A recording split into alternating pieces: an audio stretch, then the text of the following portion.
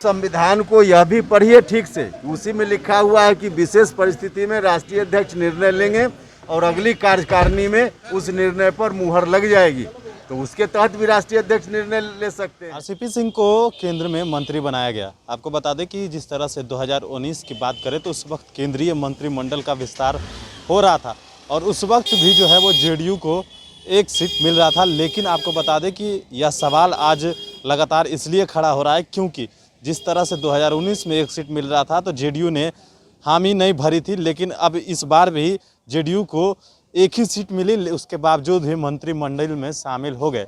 यह सवाल आज संसदीय बोर्ड के अध्यक्ष उपेंद्र कुशवाहा हैं, उनसे भी किया गया। उन्होंने कहा कि उस वक्त समय कुछ और था, उस वक्त राष्ट्रीय अध्यक्ष जो है वो नीतीश कुमार थे और इस वक्त जो है राष्ट्रीय अध्यक्ष आरसीपी सिंह हैं, इसलिए शायद उन्होंने एक सीट पर समझौता किया। आपको बता दें कि उपेंद्र कुशवाहा ने कहा है कि जिस तरह से लगातार यह 4 मंत्री बनने के कयास लग रहे थे, तो उपेंद्र कुशवाहा ने इस बात का खंडन करते हुए कहा है कि ये तमाम बातें जो है वो मीडिया के द्वारा ही कहा जा रहा था। हालांकि उपेंद्र कुशवाहा ने यह भी कहा है कि जिस तरह से संसदीय बोर्ड का जो अध्यक्ष हैं, उन्होंने कहा है कि जिस तरह से उनके पार्टी के संविधान में लिखा हुआ है कि संसदीय बोर्ड का अध्यक्ष वही हो सकता है जो राष्ट्रीय अध्यक्ष होगा। यह भी सवाल आज उपेंद्र कुशवाहा से पूछा गया कि आखिर आप किस आधार पर संसदीय बोर्ड के अध्यक्ष हैं। उनका जवाब सुनिए कि आखिर उन्होंने संसदीय बोर्ड के अध्यक्ष होने पर क्या कुछ जवाब दिया है। केंद्रीय मंत्रिमंडल का विस्तार होना था, हो गया। ये तो रूटीन वर्क है। प्रधानमंत्री जी की इच्छा, उनका मन हुआ विस्तार करने का, जरूरत होगी उनका मन होगा तो फिर किसी दिन और विस्तार हो सकता है। तो ये तो रूटीन वर्क है, इस पर क्या टिप्पणी है। 4 मंत्रालयों का डिमांड था लेकिन एक मंत्रालय में डिमांड तो आप लोग रख देते थे, कोई दिखाते थे 4, कोई 3, तो आप लोग दिखाते थे। क्या डिमांड था, नहीं डिमांड था, ये कहाँ किसको मालूम, पार्टी को मालूम था। ट्वीट करके बधाई नहीं दी। 2019 भैया बधाई देने का एक ही माध्यम नहीं है कि ट्वीट कोई करे तो आप देखिए कि ट्वीट हुआ। माध्यम और भी बहुत सारा है और उन तमाम माध्यमों के बारे में जानकारी हमको आपको तो है नहीं, तो इसलिए मुख्यमंत्री जी ने बधाई दी या नहीं दी ये कैसे सुनिश्चित होगा। इसी फॉर्मूले पे जाना था सर, तो 2019 में जेडीयू क्यों नहीं गए मंत्रिमंडल में? भैया उस समय की स्थिति अलग थी।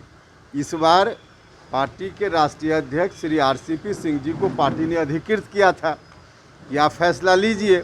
उस अधिकार के तहत उन्होंने फैसला लिया, फैसला का कार्यान्वयन हो गया। अब तो विषय यही से ही समाप्त हो गया। नीतीश को हटा दिया गया मंत्री पद से, कैसे देखते हैं? सर राष्ट्रीय अध्यक्ष के लिए क्या आप अपने आप को देख रहे हैं? रविशंकर प्रसाद को हटा दिया गया। भैया अब ये किनको हटाया गया, किनको रखा गया, हम प्रधानमंत्री थोड़े हैं। प्रधानमंत्री की इच्छा, उन्होंने जिनको मन हुआ रखा, जिनको मन नहीं हुआ नहीं रखा। परफॉर्मेंस को लेकर बात हो रही है कि परफॉर्मेंस एक बेस रखा गया है, 2 साल का परफॉर्मेंस देखा गया, मंत्रियों के कार्य सही नहीं होने या भैया परफॉर्मेंस या क्या है कारण, उसके पीछे ये सब अनुमान के आधार पे है। कोई प्रधानमंत्री जी ने बयान दिया है कि परफॉर्मेंस देखकर हमने हटाया या रखा? कोई आधिकारिक बयान किसी की ओर से आया है? अब अटकलबाजी है, अनुमान है, तो इस अनुमान को सच कैसे मान लिया जाए। आरजेडी में जातिवाद का आरोप है। पद के लिए अब क्या होगी सर आगे? अभी राष्ट्रीय अध्यक्ष का कोई चुनाव हो रहा है, अभी कोई चुनाव तो है नहीं। मंत्री बने हैं तो शायद अरे वो अलग बात है, मंत्री बने हैं, लेकिन कोई राष्ट्रीय अध्यक्ष का चुनाव नहीं है, पार्टी का कोई अभी चुनाव नहीं है, इसलिए इस तरह का प्रश्न कहाँ उठता है। विपक्ष ये बातें कर रही है कि एक सीट को लेकर नाराजगी चल रही है, ये साफ समझा जाए कि जदयू में ऐसी कोई बात नहीं, एक सीट पे सभी कोई नाराजगी नहीं है, कोई नाराजगी नहीं।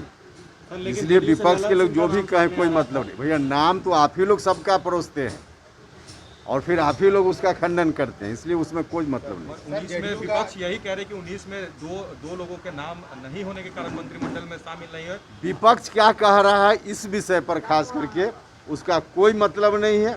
पार्टी का स्टैंड था कि पार्टी ने अधिकृत किया राष्ट्रीय अध्यक्ष जी को, राष्ट्रीय अध्यक्ष जी ने फैसला लिया, फैसला का कार्यान्वयन भी हो गया है, अब मामला समाप्त। आरजेडी जातिवादी के आरोप है।